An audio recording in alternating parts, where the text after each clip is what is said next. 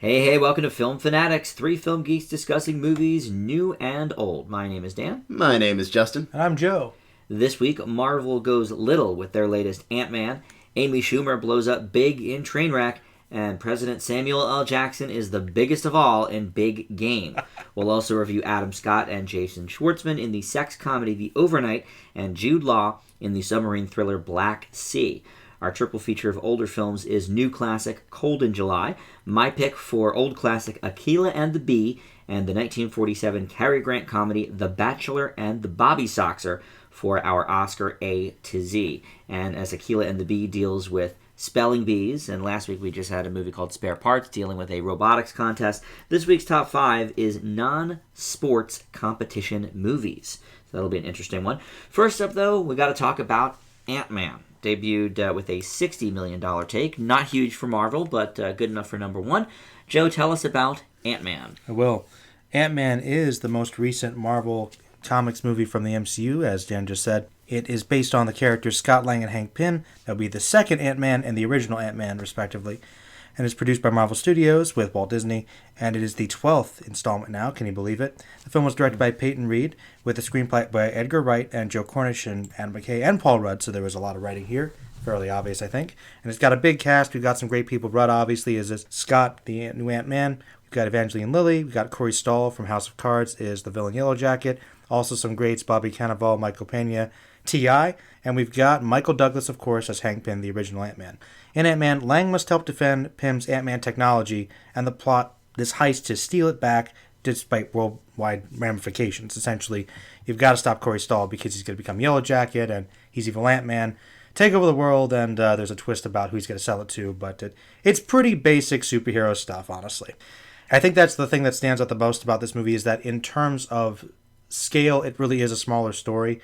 Not just in terms of the hero and his powers, but it is a smaller scale story, so it's not quite as world-ending as you might think, and it's also fairly basic in terms of the story. You see Scott as this down-on-his-luck hero who has to become a better person, and this is just kind of a way for him to achieve that. Did you guys see it in 3D? Yes. Okay, I saw it in 2D, so maybe you guys can let me know. I thought the effects in this movie were good, but I thought that the shrinking itself I've seen done better in other movies. Honestly, that's one thing I noticed. I was actually more impressed by the early CGI touch-ups they did to Michael Douglas's face, which is probably some of the best I've ever seen of that. Cool. And I was thinking, wow, that is really impressive. But they put more of their budget into that scene than they did with the ant stuff. Not saying it was bad, the effects were cool, but I honestly think I've seen it done better in other films. I do think Rudd does well as the main character. I think he always is good. I mean, he does a well-rounded character here. He's still got his comedy, but I think works well in the action setting. The big issue in the beginning is that there are some pacing struggles in the tone. I think you can tell there's some of Edgar Wright here, but there's obviously a lot of other ideas, so it takes a while for the movie to really find itself. But as the movie builds momentum, it gets better. And I felt like it just kept getting better as it went on. But the first, 20 minutes or so was very hit or miss. I wasn't sure it was going. The only real big issue, though, I have with it is, even though I think the villain in this movie, obviously was portrayed well in terms of his villainy, and he looked awesome, he had a cool design, Marvel brings us yet another generic villain with very little motivation or backstory, which I'm getting a little tired of. However, overall, Ant-Man is a surprisingly good time with the troubled production history behind it. I was expecting this movie to be a lot worse. I did enjoy it. It's not the best for Marvel, but it's still pretty good. I leave it with a B+. Okay. Well, it's easy, I feel like, to make the Guardians of the Galaxy comparison with this movie because you've both properties are very untested in the marketplace. So far, it doesn't relate that much to the MCU, even though, obviously, it's going there. But even to a non-comic book fan like myself, though, that doesn't know that Ant-Man is, kind of whatever, just the idea is so ridiculous that, like most people, I was kind of weary how it would even come off. I am a big Paul Rudd fan, though, as I think many people are, so I was, at the very least, intrigued. And sure enough, Rudd is really the thing most holding Ant-Man together. I think he does a bang-up job here. He adds the perfect amount of humor, confusion, and badassery to the character, much like Chris Pratt did for Guardians. I do wish some of the other cast members were so well cast, though. I thought Evangeline Lilly kind of missed the mark. The father-daughter stuff between her and Michael Douglas, I was kind of whatever about. Michael Pena, who is normally great, He's okay here. I think he's given lines that make him try way too hard to like punch them up and be funny. So that sort of missed the mark a little bit. I didn't hate the villain.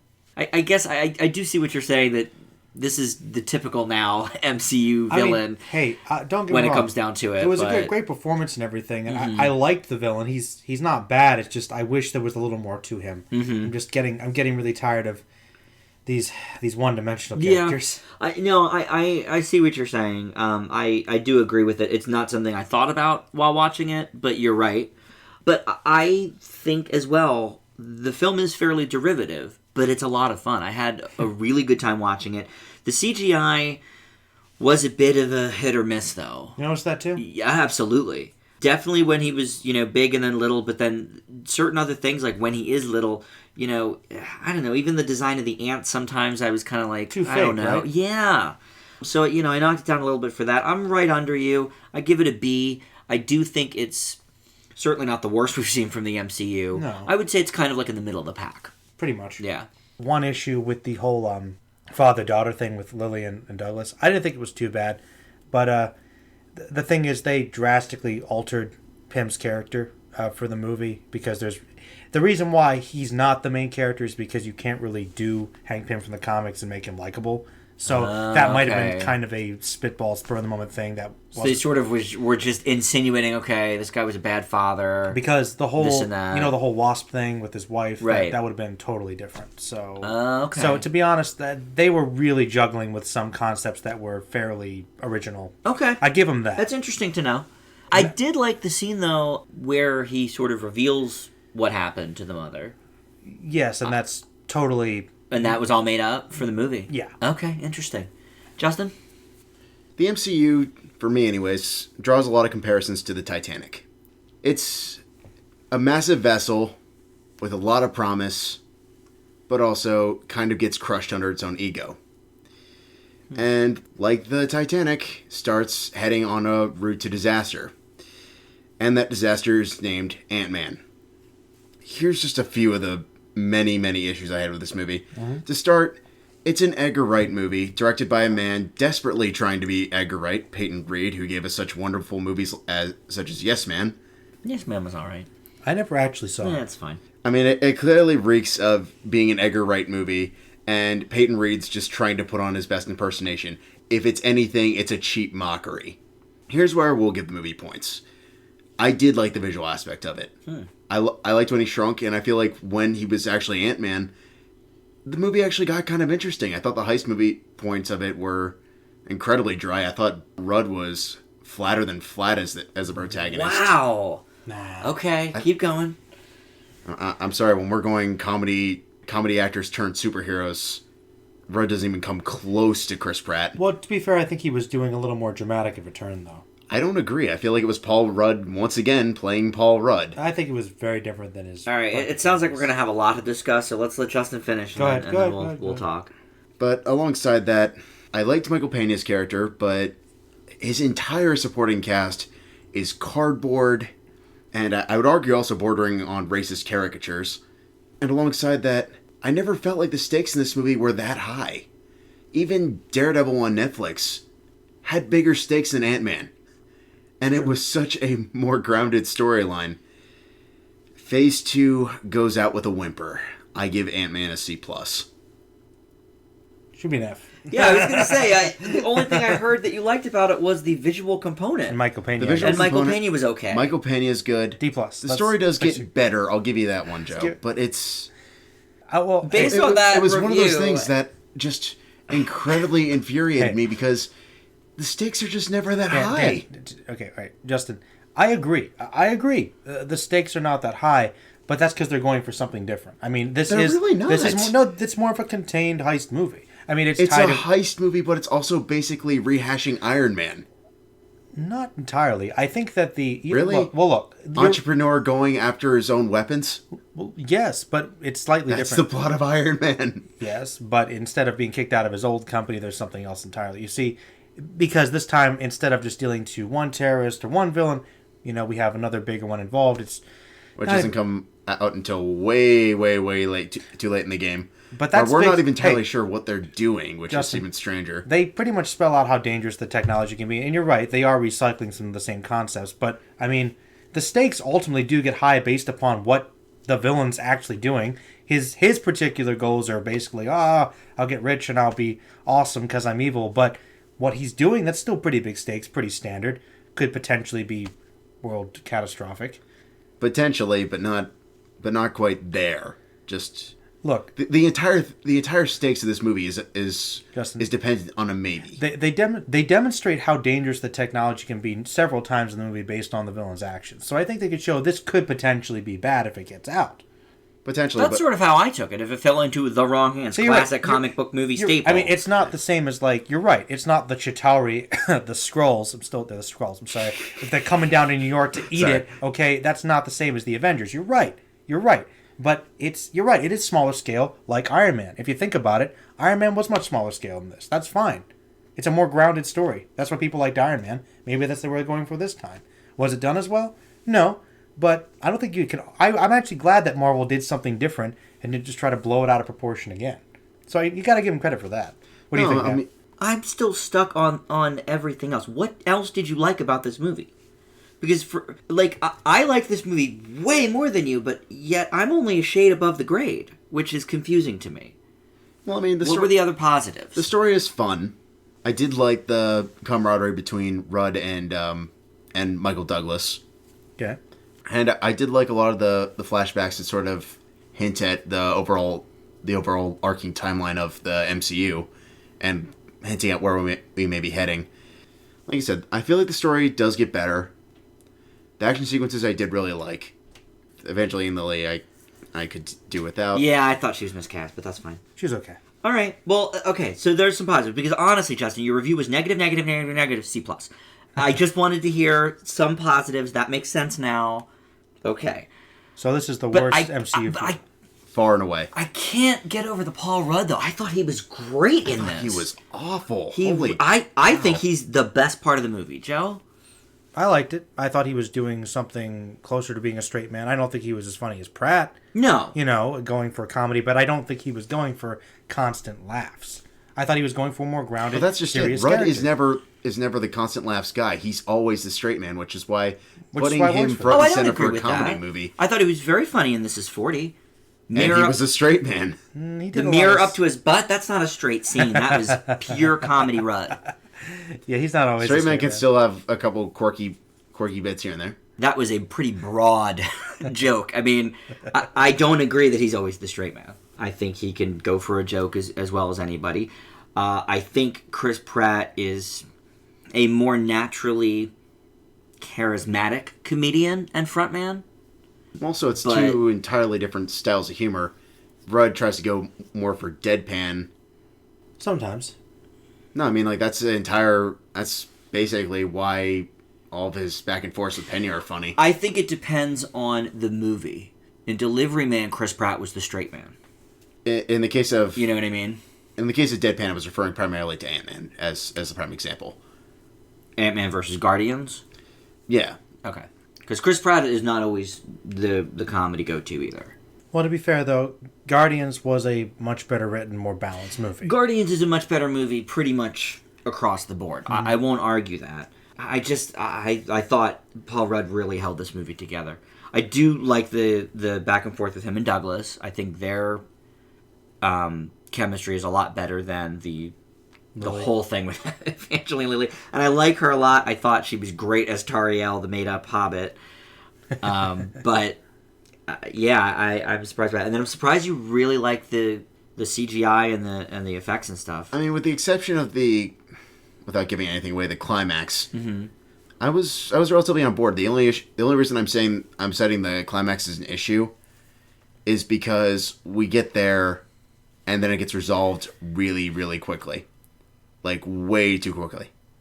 I suppose that's true. They could have made it more interesting, I guess. Yeah. There, but I feel like I do get over the over 2 hour... the Avengers movies are too long. So I didn't mind necessarily that it wrapped up not as long and drawn out as some other Marvel movies. And I would also argue it might be because the Disney takeover where I feel like every single one of these movies that they've had since then, they've been trying to find ways to sort of Less dark. less dark. Oh, this is getting too scary, so we have to have quirky CGI ant running around as comedy joke, and then he's the family pet. Hey, the towards the end there, it got incredibly dark and depressing. So, but hey, high stakes, Justin. I would agree. High stakes. I still don't think they were that high. I think the end. Seriously. I think, Justin, you have to admit though, the climax, pretty high stakes. And then it gets Disney-fied. Because it's a Marvel movie and you have to have it. Did you want Ant-Man to die? Sorry. Is that how you prefer it to go? I'm just saying, if you're going to be a superhero, like, what's the alternative? You got to build the stakes. Avengers, what happens in the first 10 minutes? Loki steals the Tesseract. Oh no! That's okay. The company was It's mean Avengers. To me. It's an unfair comparison because the Avengers are known characters. Everyone already had a movie. You had to introduce Ant-Man and everything that goes with him first. You're not going to have an exciting 10 minutes in the first part of the movie. You're just not. No, but you got to at least set up the stakes in some regard. To be fair, the stakes. I mean, okay. Better example. Guardians of the Galaxy. First 10 minutes. Star-Lord's mom dies. He gets abducted. What happens in Ant-Man? Oh, the company doesn't like me. Poor baby. As we've already discussed, Guardians does everything better than Ant-Man, so let's wrap it up there. A lot of differing opinions, although very similar grades, really, when it comes down to it. At the end of the day. All right, up next is Trainwreck, and Amy Schumer writes and stars in this film as Amy, a career gal in her 30s working at a women's magazine whose private life mostly consists of partying and one-night stands, even though she does have a semi-serious relationship with Steven, played by wrestler John Cena. She is begrudgingly assigned a piece at work on a sports doctor, played by Bill Hader, and when the two fall for each other, Amy does not know what to do, as she's never wanted anything even remotely real before. Co-stars include Brie Larson as Sister Kim, Colin Quinn as their ailing father, who has never been there for them, LeBron James as himself in a hilarious turn, and Tilda Swinton as Amy's boss in a role so unrecognizable, even once the end credits rolled and I saw her name, I thought somehow I was reading it wrong. Well, she looked gorgeous. She looked incredible. I actually saw a piece today on how they made her up. I was just like, wow. And by the way, she chose all of that stuff. Judd Apatow gave her carte blanche to look however she wanted to. She looked great. And she went for it. And as I mentioned, this is directed by Judd Apatow, the first of his films that he didn't actually write. And Trainwreck isn't as much of a comedy masterpiece as Knocked Up, The 40-Year-Old Virgin, or the Apatow-produced Bridesmaids, but there are a lot of things to like here. Schumer takes the persona that she's perfected on the stand-up stage and in her Comedy Central show, which I suspect is really kind of just a manifestation of her actual self, and she lights up the big screen with it. She's funny here, self-deprecating, but most of all, realistic. LeBron James is getting a lot of accolades, as you probably heard, for his comedic chops in the film, and he definitely deserves them. He's great. But I haven't heard anybody say anything about John Cena, and he's actually really funny here, too. I would like to see both of them show up in more things. Like a lot of Apatow productions, there is also a good amount of dramatic moments mixed in, and that is where Schumer's script falters. It's not that they themselves don't work, because they definitely do. The Tears I Shed would attest to that, but it's that she has a lot of trouble figuring out how and when to go back into the broad comedy from them. Also, like most Apatow productions, it's about 10 minutes too long, but not as bad as some, like This Is 40. I leave Trainwreck with a B+. Justin? Schumer takes the romantic comedy world by storm, taking nearly every stereotype and romantic comedy cliche we've come to expect from the exhausted genre, and ultimately turning it on its head. She isn't afraid to make her character unlikable, but gives us a complicated character that leaves audiences wondering if it was her upbringing or if it's just the nature of her personality in the film overall. I think it's an interesting dynamic, and it remains compelling throughout, adding in moments that are heartfelt, hilarious, particularly with Cena and LeBron James. Yeah. I wish there was more of both of them because I feel like they left way too early. I do too. Though with all this, there's also the fact that the third act basically disregards everything that it started off with, and it almost feels like Schumer and Apatow decided, let's throw everything humanly possible at the audience and pray something sticks. I'm not going to deny that I laughed a little bit here and there, but it just becomes incredibly episodic, sporadic, at one point incredibly disturbing. It doesn't quite fall apart, but it does pull it down dramatically leading to a conclusion that I honestly don't know how to feel about. It's a fun movie. It's probably the best comedy that's going to come out this summer, but it's definitely not without its faults. I leave Trainwreck also with a B+. All right, Joe, let's go to you. Well, I'll say I think people were like really pushing Trainwreck and saying that it really changed the game because they kind of switched gender roles. That doesn't really do much for me. I mean, it's the same basic story we've seen in any other Apatow movie. It just happens to be a woman this time, which I guess is refreshing, but not really because it's the same basic thing. And really, it's a fairly generic romantic comedy, and yes, it is focusing on those cliches and does address some interesting things, but the story still kind of follows all those basic steps. I do think a lot of the comedy is funny, though. There's definitely some good wit here, and I think the performances were good. There is some good chemistry. I do agree. I think Cena might have been the best part of the movie. He's hilarious. And I really liked there was a point in his character where they actually give him a little more depth than you were expecting. A bit of a dramatic a little scene. bit this good dramatic scene, Yeah. and I thought it was a really probably the best scene in the movie between her, because I thought it said a lot about her character and how she reacted to that, because he's basically pouring his heart out to her. And I do agree. I think we could have used more of him and LeBron James. I was not expecting LeBron James to be as funny or likable a character as he was in this movie, too. But, I don't know, for the most part, though, I thought the biggest problem for me, though, was for some reason her character was really hard for me to like for much of the movie. Now, maybe that was intentional, but I just found her really unlikable for most of it. Granted, she goes through development, but, I mean, it made it extremely predictable. So, the same thing as usual. Still, the ending works ultimately pretty well. It's decent. I leave it with a B. Okay. Yeah, I liked the ending a lot. That was Justin's least favorite part. The ending's hard for me to explain because I just felt like it was trying to do a bunch of different things. We had first third, the second third, and then, which I both felt were really well polished and put together. And then just comes the last, 20, 30 minutes where it's just trying to do a bunch of different things. It's not entirely unsuccessful. It's just, it tries to cram in so much that it doesn't need, and then gives us an ending that is sweet, but I'm not entirely sure I feel like is the way it should have concluded. Okay. I could see that. I mean, I thought it was decent, but that's what I'm saying. I feel like it's almost like they diverted. They said, okay, we're kind of going in this very obvious, treaded direction.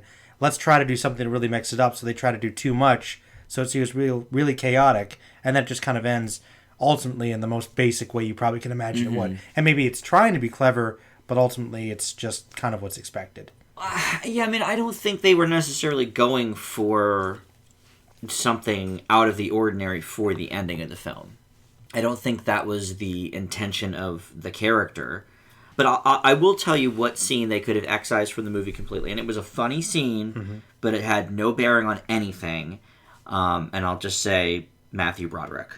Yes, easily. I mean, it was funny, but it made no difference to anybody or anything in the entire movie. It's a good point. Here's the thing. That scene didn't need to be funny. I really liked that scene, though, because of the one gentleman. Yes, it was funny. You couldn't cut that from the movie because, I mean, but you're right. They should have. It was funny, but it didn't. I thought it was hilarious, but. Oh yeah, I thought it was very funny. But the thing they is, just didn't need it. They could have, like Justin said, spaced it out to make it kind of a combination of comedy and drama to give it some more bearing. Which is what I feel like they were going for the first. It was too short, 2/3 of the movie. It wasn't really that funny because you're right, and the intervention that was needed was her. Right. So maybe that's what they were thinking. Oh, maybe it'd be funny if it's him. With Birbiglia and Brie Larson, maybe interventioning with her. Who are way too minimized in this, but... I mean, look, I think they served their purpose. I like both of those people a lot. Could always use more Brie Larson. I could always use more Birbiglia as well. Classic sleepwalk. Yes. But I mean, I think they were okay. I loved their little son. He was adorable. Oh, yeah. I could have used more of him as well. But I think they kind of served their purpose. And see, that is where I feel like in another Apatow production, they might have maximized the potential out of them, and then it would have gone on an extra 15 minutes with a bunch of scenes we didn't really need. Like, yeah, I liked them, but I think they served a perfectly fine purpose. I loved the dynamic and the arc between her and Brie Larson. I agree. I thought that was great. I wanted more of it, to be honest with you. Yeah. Well, so what do? I mean, you cut the romance part off a little bit, and then you add that in more? Because I think we can all agree 2 minutes or 2 hours and 5 minutes or whatever is perfectly long enough for this movie. I don't agree. But you're saying let's add more things. So what do you cut? You cut the romance in half? I'd leave the romance. Okay. I'd cut a lot of the random gags that they throw in. I'd completely excise the Ezra Miller scene. You could probably excise Ezra Miller from the whole movie. Yeah. And you could probably excise her homeless neighbor from the movie, who I like David Tell a lot, but he didn't really need to be there. No. Like take for example the funeral scene. This scene really, really bothered me. Where Oh my god, I love the funeral scene. starts off sad, get a really emotional monologue from Schumer. Props to her for that. I was not expecting those dramatic chops from her. And then we go for gags. Well, and that's exactly what I said. That's why it's a B+, Joe, and not higher for me, because she can't figure out how to go back into the comedy and when. She went too soon on the funeral scene. You're talking about the Swinton part. Because, literally, that's the first joke. Is this is so sad. Something about my dad's remains. Yeah. I'm like... Something about they should have found my dad's ashes. Are they making something. A joke now? It wasn't appropriately timed. And that, you're exactly right, Justin. That is my main problem with this script. And really the only problem I have with it. I understand it's a comedy. I get that. However, you can still have these serious moments, because that's a big portion of it. I feel like the best thing this movie has going for it is its humanity. All right, I'm going to say something that you're not going to like because you don't like this movie. But in Bridesmaids, I think one of the best scenes in the entire movie is, it's sort of smack dab in the middle, where Chris O'Dowd wants her to, bake for him and stuff, and she leaves. She says, I'm not about that life.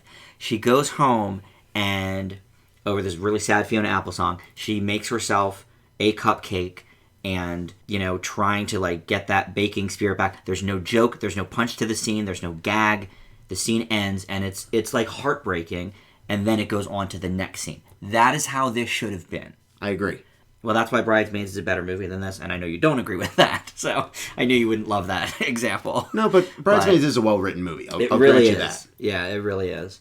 All right, well, we need to move on here, so let's do that with Big Game, and Justin's going to tell us about that. Oh, we're I can hardly say the title without laughing. I can't hear it without laughing. Just Big Game. Samuel L. Jackson plays President of the United States William Moore, who ends up stranded in the wild forests of Finland. William Allen Moore, lest we forget, after Air Force One is shot down by terrorists. And an old Secret Service guy. Yes.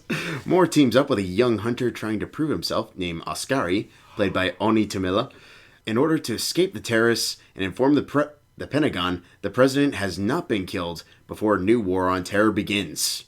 Jim Broadbent, Felicity Huffman, and Ray Stevenson co-star. Captain Titanic. Yeah, not Victor Garber. You got to get And Garber. lest we forget Victor Garber. Classic Alias again. I'll never forget him. It's like the same role. Yeah, we as the just did a last movie two. like last week or something that we Yeah, did. yeah. Selfless, right? Yes, same role.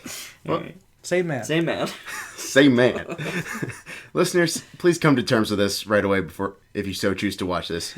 This movie is completely off the walls dumb. And that's why it's so much fun. The characters completely embrace the stupidity of the premise and have fun with it in a way that has a retro 80s quality, and at 90 minutes it never stops moving in the most ridiculous of ways.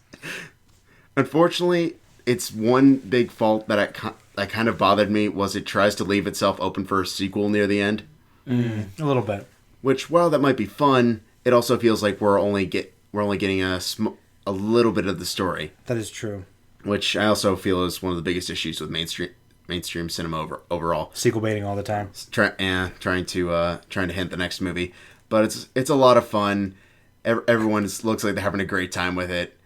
The CGI is terrible, but it's lovingly terrible.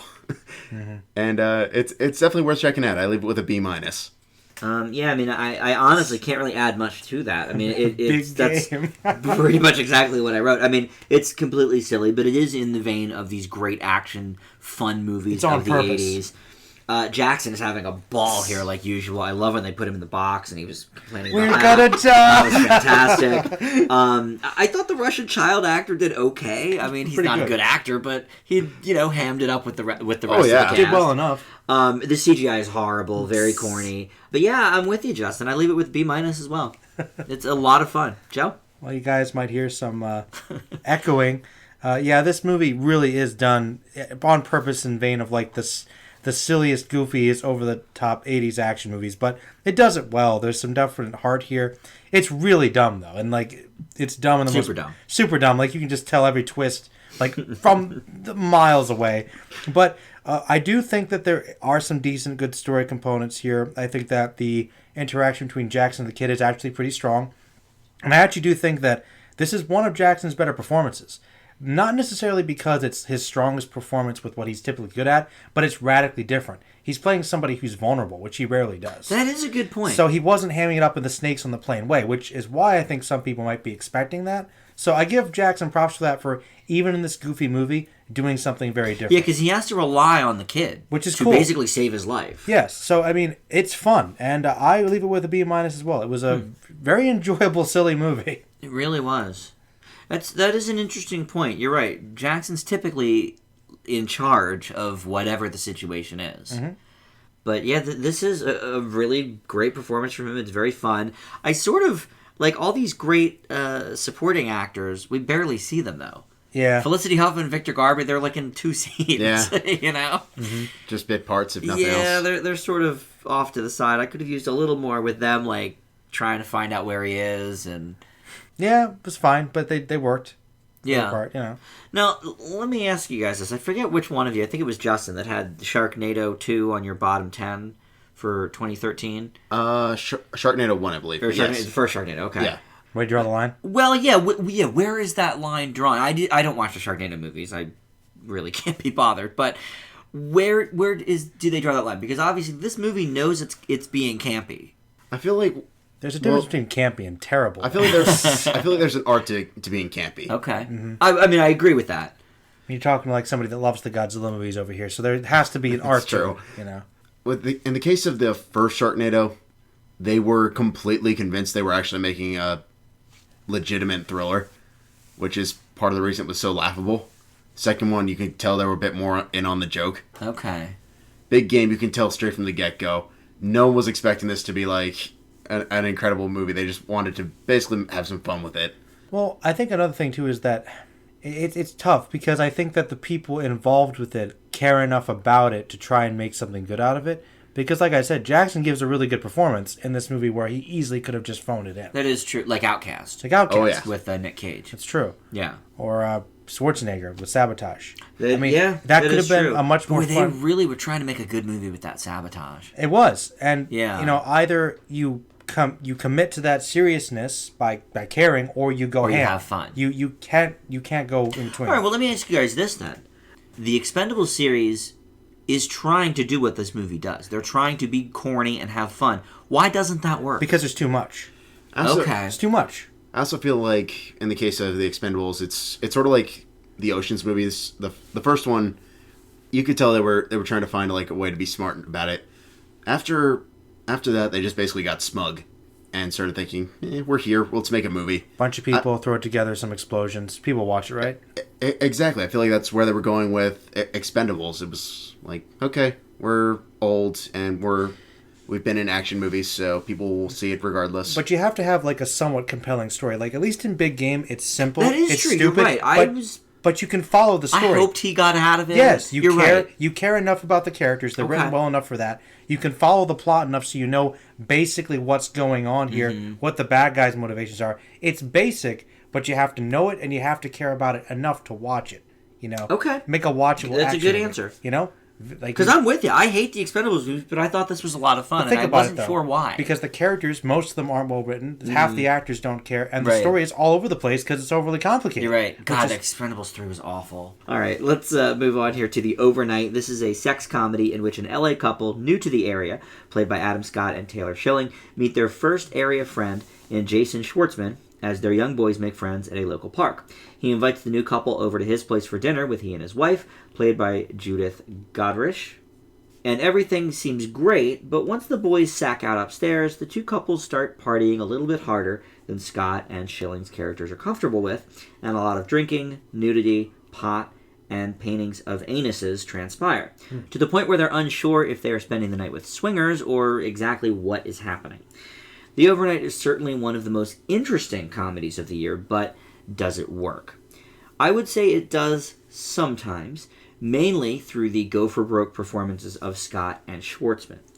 It's an intriguing character study that deals with fidelity, self-image issues, and comfort levels, of which the audience's own is tested in these regards by watching it. But never is the movie laugh-out-loud funny, and at a scant 79 minutes, it still feels like a couple of scenes too long, basically taking a wacky sitcom plot and stretching it to a 3-parter special episode. I do think the payoff is good, but the movie on the whole is middling. I leave it with a B-. Joe didn't see this one, so we're going to go to Justin next. So it's not Friends with Kids? No, it's a far cry from Friends with Kids. No. That's a great movie. It was good. I feel like this is a movie that can be solely described in one sentence. What on earth did I just watch? That sentence is both a blessing and a curse in this movie, with the case of Ant-Man, most of the MCU villains, very bad because evil. This one we also have very quirky because indie. Why is that always the case? I never... Why do they feel that they have to do that? Is like, you can make an independent film without being overly quirky. I've seen it done before. It happens occasionally. Occasionally there, Joe. Because of that, we get a little bit of both the good and bad side of that in the process. I think it's mostly because they want to distance themselves from the mainstream. Mm-hmm. And obviously with this one being so, shall I say, out there? Okay. I would have said explicit. Or explicit in some regards. Mm-hmm. But even when this movie is at its absolute strangest, and that's more than a few times in its 79 I'd say the entire latter half of the movie. More or less. There's also somewhat of a warmth to it in terms of like these strangers slowly becoming friends that you get compelled by it. Even though it's incredibly strange and takes more than a handful of very odd turns. I won't say I have a burning desire to ever watch it again, but I did enjoy it. I lived with a B- as well. Yeah, I don't know if I'd ever watch it again, but it's certainly interesting. Now, what did you think of the payoff at the end? I was on board with it. I mean, we had to get to that point. I feel like it may have ran on one scene too long for the conclusion, mm-hmm. But I did ultimately like where it was heading. Like, you wanted this camaraderie to continue, but also... Yeah, well, and I that's why I think the payoff is good, but it takes so many weird turns to get there that we didn't need all of it. No. You know, and at 79 minutes, what else do you do? I mean, it's not a long movie. And it did take them a good half hour to really even get to the boys going to bed, and yeah, like, and them just being two couples hanging out. I don't know. It's a short film, or you stretch it out to more than the overnight, and you stretch it out to what actually happens in the aftermath a little bit. But also you lose that ambiguity that I feel like it was trying to gun for. Yeah, you do, but I don't think it was worth all of the stuff leading up to it. I think there's a lot of really bizarre scenes here, most of them involving sex stuff that's just like... Random? Yeah, it's just random. Like, there's a particular, trip to, quote-unquote, get more alcohol that goes... Awry. In a very, I wouldn't say awry, but it goes in a weird direction, that's for sure. Does it have anything to do with maybe the whole, Orange is the New Black thing? That's kind of what she's known for. Possible. Yeah, but what's weird about that, Joe, I'm glad you brought that up. Taylor Schilling is known as the lead in Orange is the New Black. Which, is obviously pretty sexual. Which is very sexual, but what's weird is she's about the only person in this whole movie that we don't really see any body parts from. You see some prosthetics on the men, and you see all of Godric, but you don't see... I mean, you see her in her bra and her underwear, but she's the only one that doesn't really get naked in this movie, which I thought was weird. A little bit. As an Orange is the New Black fan, I thought, well, we've already seen all of that, so she's certainly not shy about it, right? And it seems like her character was more on board with that than his, so why not?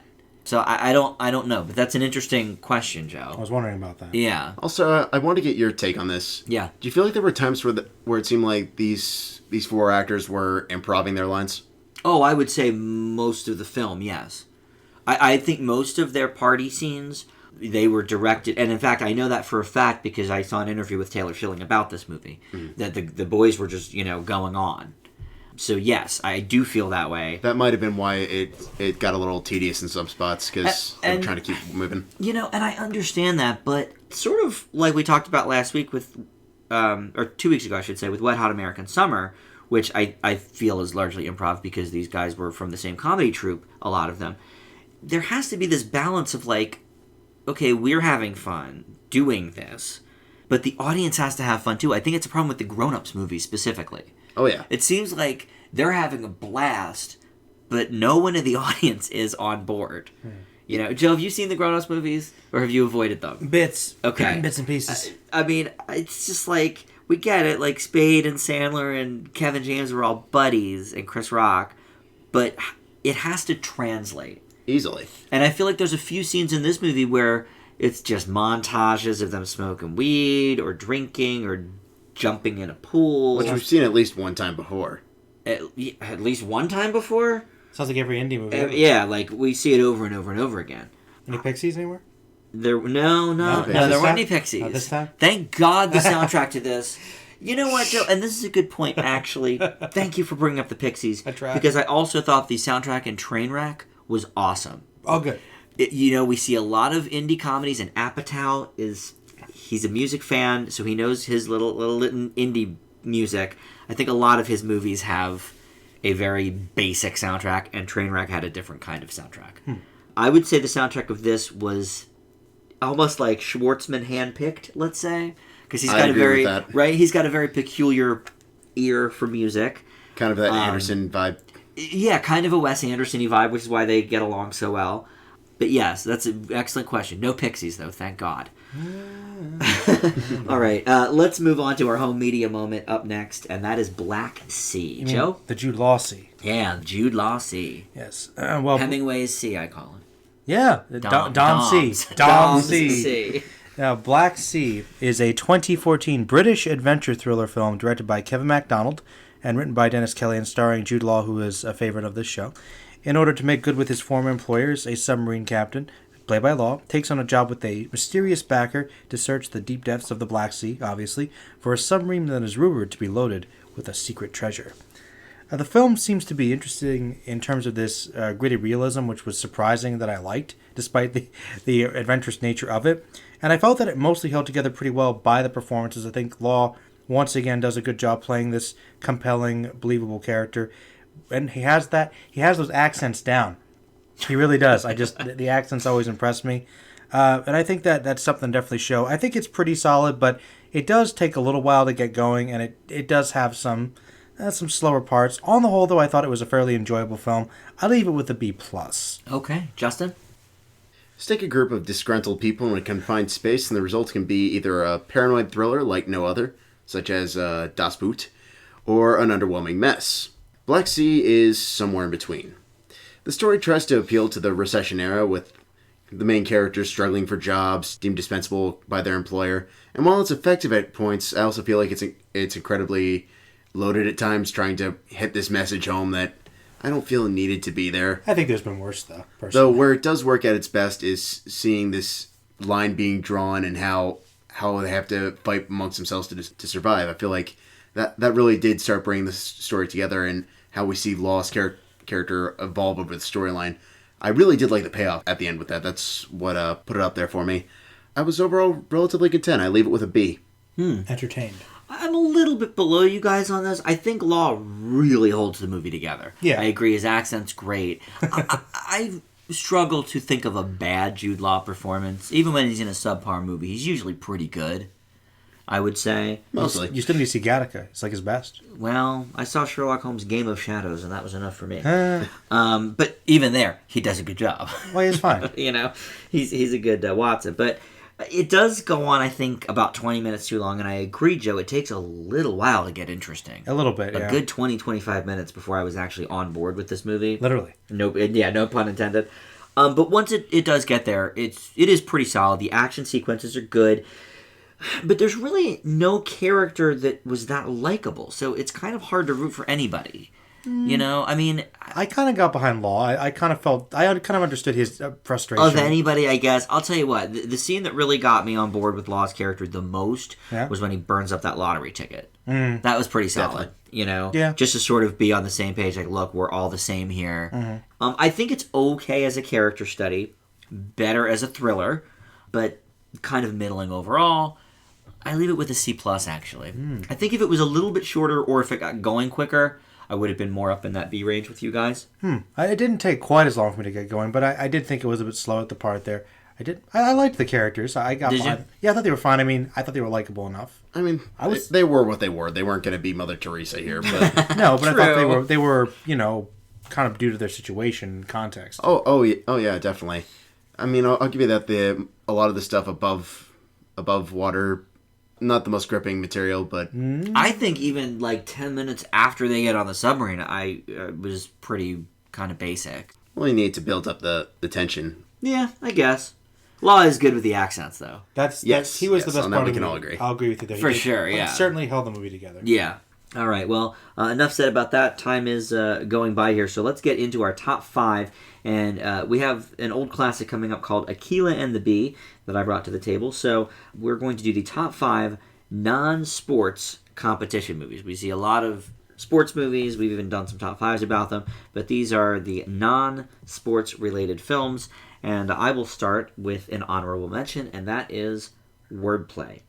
This is a documentary basically about the making of the New York Times crossword puzzle and its impact on society and this and that. But the big lead up is to the big crossword competition, which people take very, very seriously. And it's just a very interesting movie, but it's obviously not all about the competition, so I leave that as an honorable mention.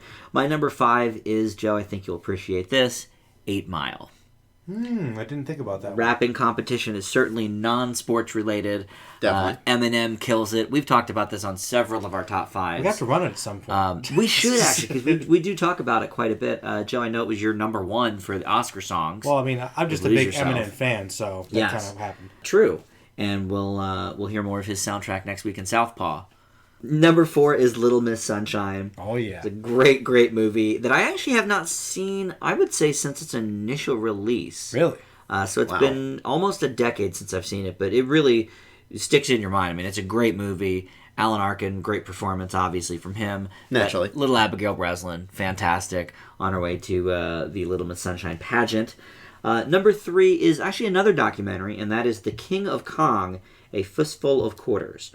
Joe, have you ever heard of or seen this movie? No. Okay, you would love it. It is about an 80s arcade competition, a world championship. Okay. And mainly about Donkey Kong, but about other games as well, like Asteroids. And it follows these guys who are lifelong champions of this game and on their road to that year's competition, and you know who their competitors are, and it's very, very interesting. I do know there is a big subculture of the 80s arcade people. Some of those guys are champions for 20, 30 years. For 20, 30 years, yeah. It's really, really interesting.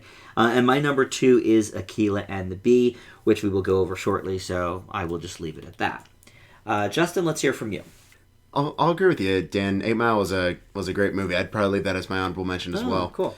Number 5 is Searching for Bobby Fischer. This is a movie I didn't really come to acknowledge until my senior year of high school when we were talking about Bobby Fischer and this movie was mentioned. And I watched it and I was really compelled by it. I think it's an incredibly underrated kids movie, and Lawrence Fishburne probably has one of the best lines in the entire movie. You're playing the board. You need to play me. It's definitely got its hokey moments, but I really did love it. Number 4 is one I'm sure Joe will like, and that's Glengarry Glen Ross. Yeah, I thought about that. You're right. That's a sales competition. It's a good movie. It's a sales competition and a cutthroat one, if nothing else. But you could certainly say that. Man, is it compelling! It's a twisted dark comedy. Probably one of the best yet short Alec Baldwin performances. You know what? I know it's supposed to be a comedy. I just think of that as straight drama. It's pretty tough. It's definitely a drama, but it's got moments of dark humor here and there. It's my favorite Jack Lemmon performance, actually. Well, yeah. Grumpy old men for me. Around the same Never time. saw it. Actually. Never saw it. Great cast. really good back and forth. And Arkin again. Arkin, yes. Lest we forget. Number 3, Battle Royale. We had a little bit of a discussion about why I wouldn't consider the Hunger Games a choice for this list because it's treated like a sport in its dystopian world. Where I would argue that Battle Royale is applicable is the fact that it's sporadic. It's treated as an initiative, not a celebratory event.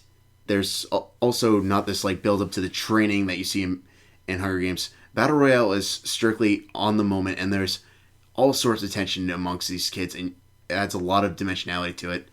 The movie skirts across some of the character development that would be found in the book, but I think it is a really, really good story, not only in terms of a straight-up thriller, but also a really good commentary on just the educational system overall. And my number 2, Akeelah and the Bee. Solid choice. I'm going to save a lot of this for the review, but really underrated indie. Great performance from Keke Palmer, and it, for the most part, holds up on the second viewing. Joe? Yeah, well, I guess I'll just leave maybe 8 Miles, my honorable mention too, because I didn't think about it. What a movie. But yeah, definitely what a movie. My number 5 was surprising to me, actually. It's Pitch Perfect. I had that on my short list. I didn't think I would like this movie as much as I did, but I liked how it didn't take itself quite that seriously and everybody was on board. It was really fun and entertaining to watch. So definitely a big surprise for me. Number 4 is definitely one of my favorite Sandra Bullock movies, Miss Congeniality. I mean, I knew that would be on your list. Something that just kind of goes really deep into the whole beauty pageant and from a whole different angle. I mean, you've got, honestly, one of the best performances from her, Michael Caine, and one of his best performances.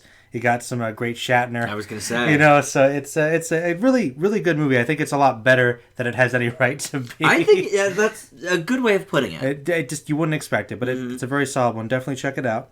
Number 3, a little more serious, is Akeelah and the Bee. So I might give you a hint about how I felt about the movie, so I'll leave it at that. Number 2, another one that Justin won't be mad at me for dropping. It's not Hero, but it's October Sky. Yeah. Because, I mean, really, like, a lot of movies have done this. Spare Parts was the most recent one. Everybody's trying to imitate October Sky. I mean, once again, great Gyllenhaal performance, very young. Laura Dern, Chris Cooper. Oh, wow. Some of my favorites. Really, you like this movie, Dan, but it's just very based on a true story, of course. Really compelling, very powerful, and just a great story about just kind of the underdogs trying to prove they can be more than they are, and it's really awesome. Okay. My number 1 is a movie that will be coming up in a few months on the Oscar A to Z. I've been really, really holding off on running it just because I know it's going to be coming up in the Oscars. Billy Elliot. Should have figured.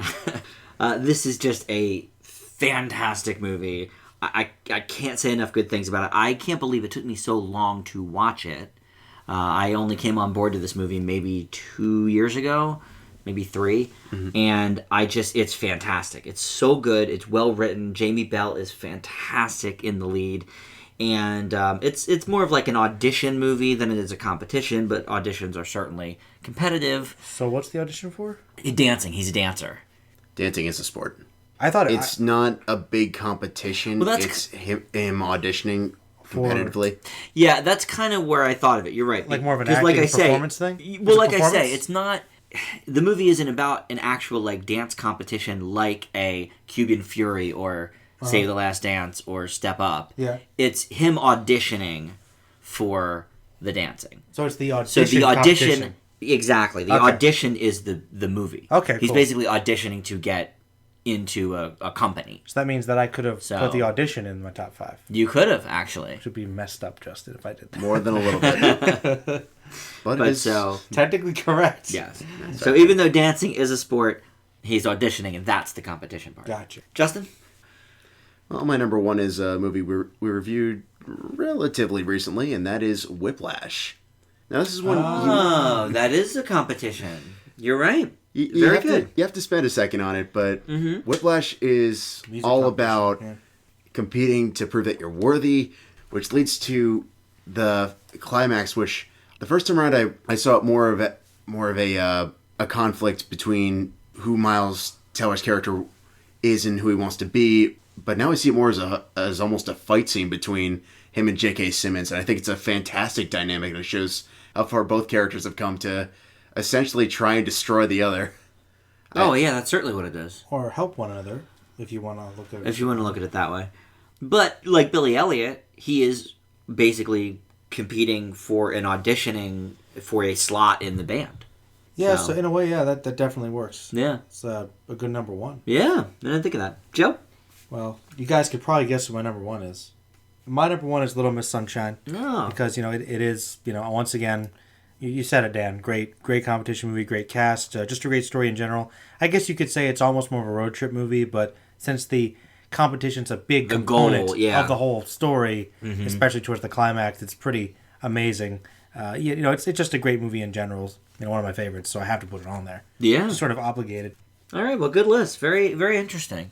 All right, well, let's move into our triple feature of older films. We are going to start with Cold in July, and that is our new classic, and Justin's going to tell us about that. So I finally get to see it. Yeah, Joe finally got to see it. Michael C. Hall plays Richard, a man who during one night kills the son of Ben Russell.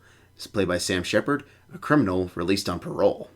However, as more details come to light, Richard's interpretation of the police, as well as Ben and his son, seem to leave something to be desired, and the two collaborate alongside private investigator Jim Bob Luke, played by Don Johnson, as all three slowly but surely unveil a larger conspiracy at hand.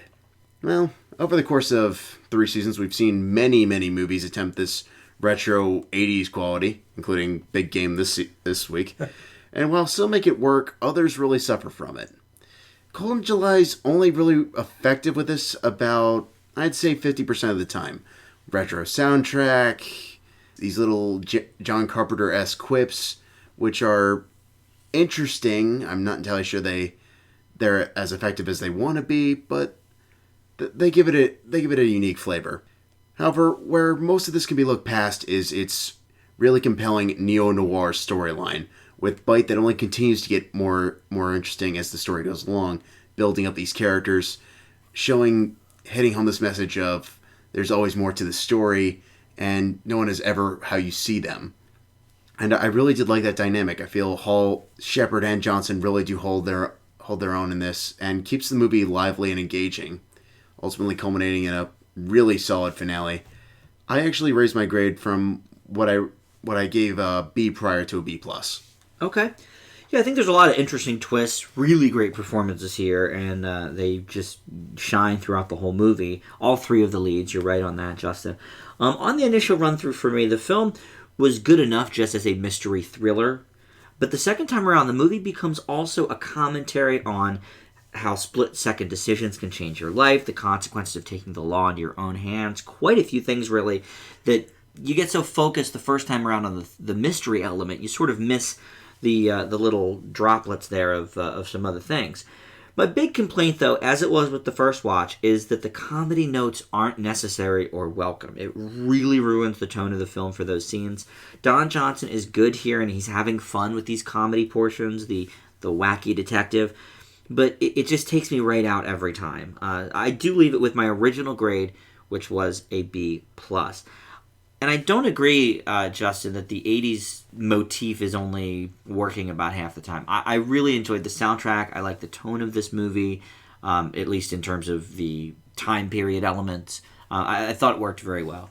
Now, Joe, this was your first time through on Cold in July. What'd you think? Oh, as you might suspect, I did really enjoy it. You guys kind of predicted oh, this. Yeah, definitely. Very much up my alley. Of course, it's another crime thriller, and you guys actually introduced me to something new. Until I watched this movie, I had to do a little research. I didn't know what the Dixie Mafia was. There's this whole big criminal organization that pretty much operates primarily in the South, and they work with the regular mob and whatnot. And there are some huge elements, obviously, from this movie. That's what this movie is about, basically. So I didn't know about that. As you guys know, I kind of like the noir, the dark atmosphere, kind of John Carpenter, like The Guest, kind of doing that, and It Follows. This movie is definitely along those lines, and I think I really enjoyed that. Definitely kept me hooked. I just got so sucked into it. I thought the mystery was compelling. I liked the performances a lot. I liked the interactions between the characters. I thought Sam Shepard was great. I thought he really excelled here. I do think the comedy was a little off, and it does take you out. It's weird. It doesn't really fit with the rest of the movie. That did bother me a bit. But other than that, though, I actually really was absorbed in the film. I'm a little higher than you guys. I'll leave it with an A-. Okay. Interesting. Yeah, I mean, I think I would be right there if not for those little bits of comedy. I don't know why they're in this movie. I didn't really get them, to be honest. To speak a little bit on the 80s thing, Yeah. I see where you're coming from. However, I would argue that there's a certain time and a place, and I feel like with that retro 80s quality, less can be so much more. Like, The Guest has a retro 80s quality, but it doesn't constantly bludgeon you with it. It's after about 40 minutes of them trying to be super retro 80s, I was still finding myself saying, we get it, let's... See, I didn't think it was that, like, deafening about it. I didn't think so. I thought The Guest was actually stronger, which yeah, is why I certainly liked with it that more. prom scene. Oh, yeah. I definitely felt it more in The Guest, if that's the example you're going to use. Or It Follows. Or It Follows. I thought It Follows was stronger for that, too. It Follows is probably the better example, Yeah, I'd but say. the problem with It Follows is, timeline-wise, it was all over the place. We know I hated that stupid electronic clamshell thing she had that would not exist in the 80s at all. That was a phone, right? No, it was like a... Radio? Weird Kindle It was wannabe. like a Kindle thing, yeah. Well, I think it was supposed to take... It's one of those things where these films are all trying to be kind of ambiguous. It's supposed to be kind of in the style of the 80s thrillers, but not really in the 80s. Well, this was clearly taking place in the 80s. Well, in 87, yeah. I agree with Justin that it's obviously taking place in the 80s, but I don't think they beat you over the head with it. I mean, yeah, they use videotapes, and yeah, there's some, songs on the soundtrack. I don't know. I mean, I could do with a soundtrack that is era appropriate. That's a big complaint of mine when they do something retro that, the song came out 2 years after the movie's supposed to take place. That's annoying to me. D-Train, what are you talking about? But that's a good example. Yeah, but the D-Train at least takes place in the present. Well, that's fair. Yes, when they went to the prom, don't get me started on that. But I could see a dumb DJ doing that. I'm just saying, that you can't have a song on your in your movie that takes place after the movie takes place. I have to watch the D-Train again. Oh, the D-Train was fine. What an interesting movie. But yeah, I mean, I didn't think they were beating you over the head with it, to be honest. I thought the guy working at the video store was cool. I like that part. Yeah. That spoke to me. Yeah, definitely. Oh, the good old days. Mm-hmm. Well, I'm glad you got to see it, Joe. And, Finally. We did know that you would like that one. We knew. It was awesome. Yeah. All right, so up next is my pick for Old Classic, and that is the aforementioned Akeelah and the Bee. This is a 2006 film that tells the story of 11-year-old Akeelah Anderson, played by Keke Palmer, who is from an inner-city Los Angeles area school where academia is scoffed at. However, Akeelah is not like the others in her class. She has a photographic memory and puts it to use by acing every spelling test without even studying.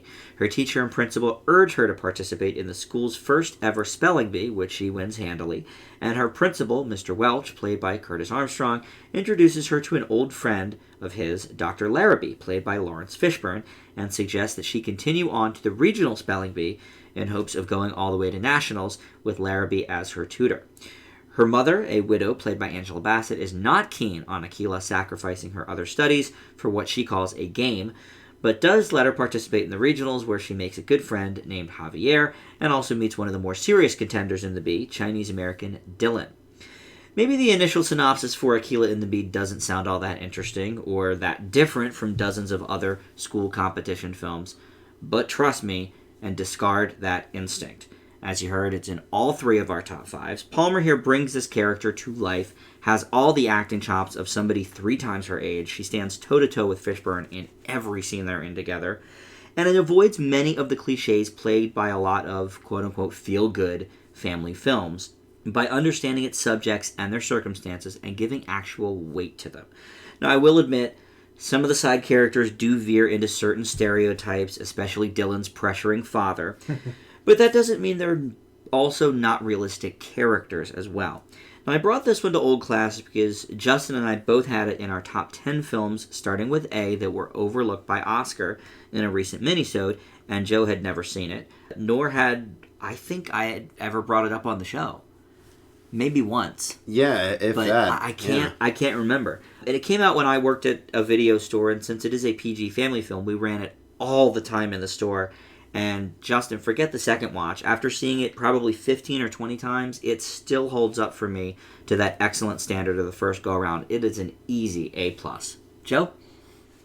I think that it did kind of dabble into some of those cliches, but it doesn't it doesn't beat you over the head with a lot of the standards. And I think that the characters here are very believable. The circumstances certainly speak to, I think, a lot of issues with urban schools. Mm-hmm. And I do agree, though, she might be the best child actress I've ever seen. She's great. I mean, if you can stand toe-to-toe with Lawrence Fishburne, That says it. you're doing a great job. Really impressive. Really, I mean, just this story was really compelling, enjoyable. There's really not much negative to say about it. I thought it kind of bordered on some corniness a few times, but it's mostly forgivable. You'll get this. You'll get this. So I'll leave it with an A. Okay. Justin? Well, I'll always say it. One of the perks of being a critic is finding the stuff most people aren't aware of and being able to tell them why they should be checking it out. Akeelah and the Bee serves as a reminder that you can tell a good story for the whole family, not rely on cute humor, and have some strong themes that complement really, really good writing, and have a few entertaining editing quips. I love the stuff with her photographic memory and how they integrated that with the people that she's working with. It's a fantastic motif. Mm-hmm. Or Dylan playing his multiple Scrabble games. That was some cool editing. That too. I'll admit it has a few moments on the second watch where a couple of the side characters, Dylan's father, I'd also argue Akeelah's sister, could border on caricature, and has a few moments of low-budget indie hokiness. One scene that really stuck out to me was there's this moment where they positioned Lawrence Fishburne, so there's this like glorious ray of light shining down upon him as he's as he's mentoring Akeelah. He is Lawrence Fishburne. I mean, yeah, that's true. Though actually, he is righteous Lawrence Fishburne. Actually, my biggest problem with the movie, is it based on a true story? No. It's completely made up and wonderful. Well, then I'll tell you one of the things that really annoyed me a Okay. lot about the movie. Ooh, Sorry tell to me. interrupt, Justin, but No, please. it did stick out to me. It's probably the reason I didn't give it an A+, honestly. It's a movie about a spelling bee. Her mentor is Mr. Larrabee. Really? B-E-E? Larrabee. Really? Come on. Well, your Alright, favorite that's movie is fair. Hero. And he is a hero. But he's a hero. His name's not Hero, though. Dustin Hero Hoffman. Well, you like the show Heroes. There's a guy named Hero in that. That's But true. it's spelled differently. That's spelled true. You're differently. right. Yeah, But it's you totally- win. But to sum it all up, this is a really great and incredibly underrated family film that deserves so much more attention than it ever received. I leave it with an A as well. You know what is surprising, though, Justin? Even though no one talks about this movie, it actually did pretty well. It made $18 million at the Not box bad office. for an indie at all. Yeah, it was only made for like 6. So, I mean, For a not few. bad. And, Joe, you'll be intrigued to know how I found out about this movie. You said Hollywood Video, right? No. When it came into Hollywood Video, I was excited about it because Ebert reviewed it on his show quite favorably. I was about to say, I do remember reading he liked this And I one. was like, oh, that sounds interesting. I have to check that out. Never came anywhere around here, of course. But when we got it in the video store, I was like, oh, yeah, I remember Ebert saying about that. He really, really liked it. I'm going to check it out, and, the rest is history. But, Justin, you're right. I mean, there you go. Another critic, turned me on to this movie that I had never heard of, and now 10 years later we're talking about it, and hopefully we'll turn somebody else onto it. Yeah, Here's open. It's definitely a movie that I'm surprised didn't get any Oscar buzz at all. Mm-hmm. That didn't get nominated for anything. No, nothing. That's- Fishburne could have been nominated. Angela Bassett, Keke Palmer, I think could have been nominated. Yeah, that's very I surprising. think she's great in this movie. Oh, excellent. Yeah, it does seem like an Oscar It is worthy Well, movie. same year as Little Miss Sunshine, which means the cute little kid nomination went to Abigail Breslin that year. Well, There can be only one. There can be only one ever, That is of course. true. You know the Oscars. that's true. But she could have at You least may only nominated. nominate one cute kid. Yeah. But no, this is a fantastic movie, and I'm glad, Joe, you got to see it. Justin, now it's twice I've made you watch it. No regrets, man. No regrets. Gunpoint. So there you go on Akeelah and the Bee. Finally, we have our Oscar A to Z, and this is The Bachelor and the Bobby Soxer. It's from 1947, and it was nominated for 1 Oscar only, but it won, and that is Original Screenplay. Joe? Yeah, definitely can see it. The Bachelor and Bobby Soxer was a 1947 comedy directed by Irving Rice, I believe is how you pronounce it? Yep. And written by Sidney Sheldon. The film stars Cary Grant, Myrna Loy, and Shirley Temple in one of her few older roles. I don't know if she's really adult per se. And a story about a teenage crush on an older man.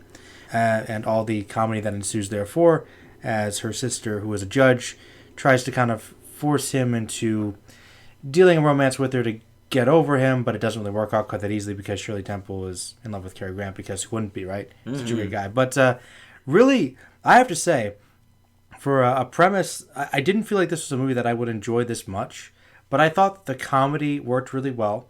I really liked the characters in this movie. I thought it definitely said a lot about just romance and marriage expectations. It was a lot of really mature concepts, and I'm really beginning to see this pattern with a lot of these Oscar movies. It feels like back in the day, they really took these movies that stood out from the pack and really to explore some really interesting subject matter, and this movie's no exception. I think that it does get a little bit silly at times. Not every moment works, but for the most part, I found it very enjoyable. I really thought Shirley Temple was great, and I thought that there was a lot of interesting story dynamics here that really surprised me. I leave this one with an A-. Justin? There's a reason that I feel Shirley Temple didn't do much after her child star days in Hollywood. Once she stopped being the cute kid, there wasn't much left. This movie attempts to be a sharp societal commentary about women's rights and what marriage ultimately entails, and in some ways it kind of succeeds, but does so in the most cliche and by-the-numbers means possible. As such, the antics more or less border on lowbrow farce to keep it interesting for audiences that are looking for romantic comedies, but it only really partially hits the bill. I thought the love interest subplot was meaningless. They had no chemistry whatsoever. And Temple, I just thought was incredibly dry. I'm just shocked that you have Cary Grant and Myrna Loy, both great actors. How could they not bring more to the table? I leave Bachelor and the Bobby Soxer with a C+. Wow. Well, I disagree. Me too. All right, well, wow. Okay, I really thought this was one of the pleasant surprises in the A to Z, only because it's nothing I had ever heard of. It's kind of like Cellini, never heard of it. And with Grant and Temple, if it was any good, you'd figure it would be like one of the famous ones that you've heard about. I guess Justin would disagree, but I think it's great. I think it's so funny, all these quick lines, and Justin, it's so funny you say that about Shirley Temple. I actually think she gives a really strong performance here at an age range where you're right. Most child actors do stop being cute, kind of lose their ability to act a little bit because they're not the adorable kid anymore. I thought she was great here. I really did. I thought the chemistry was good. Loy obviously is great. I've never heard of her, by the way, before we started doing the show, and now we keep seeing these movies with her. But Cary Grant obviously good. I leave it with an A- as well. I thought it was great. I thought it was smart. I thought there was a lot of good commentary. I admit the comedy, some of it was broad, but I liked most of it. It was incredibly broad. I was okay with that. I mean, it was funny. You mean like the stuff where he's trying to be macho with the festival? I thought that was great. Well, there's times where it's trying to be slapsticky, and there's times where it's trying to say something about expectations, which is with this motif where Cary Grant's always seen in a suit of armor, which is weird. It's playing on cheesy ideals, though. I mean, you could tell that was supposed to be a little satirical. No. I respect them for the fact that they were gunning for satire. I thought that was pretty ahead of I thought it was incredibly on the nose and, frankly, rather weak. But Justin, for the time, though, to make fun of that idea, that's pretty bold, honestly. That kind of satire. I know what you're saying. It seems cheesy, but for the time, that would have been an actual scene that you would have been supposed to take seriously at the time. That's the thing. No, there's definitely a serious undertone to it. It's just they're going for all these really, really ahead of their time concepts, and they're only hitting maybe half the time. Female judge, female judge, which they were cool. Clearly upping up early on, where she's not quite in focus, and they introduced this reputable judge as Myrna Loy, which is good. It's just, if you're gonna do this, go all the way. Instead, we're getting this really lowbrow satire that's got big ideas, but doesn't know how to convey them in a way that's poignant. But I don't think the whole movie's satirical. I think it's a comedy. That's trying to be satirical. I mean, oh god, I'm going to make a terrible example, but this is basically the 1940s equivalent of, dare I say it for an example, Dear White People. It's a comedy, but it's more or less a biting satire. I wouldn't say that. I don't think the whole movie is satirical. Yeah, Dear White People is very 100% satire. I don't think this is a I don't think this would be qualified as a satirical movie. There's satirical things in it. I don't think this movie has like an absolute focused message that is aligned throughout the whole piece. It's definitely in there. There's definitely parts of it. There's some smart things to say interwoven with the dialogue and some of the expectations and the themes of the movie. But at the whole, it still had its basic story structure that you'd expect for the time, the basic romance. But I think that within that, there's some genius there throughout it. It isn't quite as focused on that, and I think you shouldn't look at it as being a whole satire. Just appreciate the satirical moments that are there. But here's the thing. It's trying so hard to try and hit that home with the whole Shirley Temple as this sort of hopeless romantic that falls supposedly madly in love with Cary Grant. Why do you say supposedly? Just because they didn't have chemistry? I think they did. I think they did, but also... No. I mean, we start off, she's like madly in love with him, and then it just sort of is kicked to the wayside because she's a hopeless romantic. It's like... But you have to admit, though, the fact that they're acknowledging that and playing on that is pretty ahead of its time, as opposed to a movie where that actually would have just happened and the audience would have had to accept it because it's a 1940s comedy, romance. So that's the thing, the angle you have to approach it at, Justin. I mean, I feel like you might have been looking at it a little skewed. And for that, I'll probably bump it up to a B. But here's the thing: if you're going to do that, you gotta pick your audience. Well, what would the audience have been though at the time? I mean, would have been a general movie-going audience, right? If anything, Grant fans, I'm sure. You know, if anything, I try and shoot for middle brow. If that, I mean, if you're gonna go low brow, be low brow. But don't stick in this commentary that I don't think it's a lowbrow film. I think the comedy's pretty smart. I think it's funny. But then you'll have these moments like the fair scene that are clearly this like lowbrow slapstick that has its place, but also is sort of weird in a movie that's trying to hit home this heavy commentary. I enjoyed that scene, so it all kind of worked for me. So maybe you're right. Maybe it should have picked its focus of comedy, but for the most part, the comedy worked for me, even though they were trying different types. So I was pretty happy with it. Yeah. All right. Another Cellini in the books. Yeah, that is going to do it for the show this week. Joe, you're going to have, I'm sure, a Pixels review on your channel. That makes a lot of sense. That's probably the next one I'm actually going to do. Yeah. Maybe I'll get some people together for that. You guys are welcome to join me, of course. All right. So yeah, Pixels will probably be the next one. Though, I'm actually more excited for Southpaw. Oh, okay. Interesting. Any reason why? Well, it's a Gyllenhaal boxing drama, basically Raging Bull. Eminem's there in the background. I just think it looks like a really solid movie. You know, I do like Rocky, 1 through like 4 and 6 and 6. Yeah, and 6. All right, that's fair. Yeah. So I like boxing movies. All right, and we have our channel, of course, up as well, which you're watching this on. So if you have not subscribed to that yet, go ahead and do so if you would. And we also have our Facebook group at Film Fanatics with an exclamation point, and the Twitter feed at Film Fanatics Pod. We'll see you back here next week. Thanks for listening. Hail Hydra.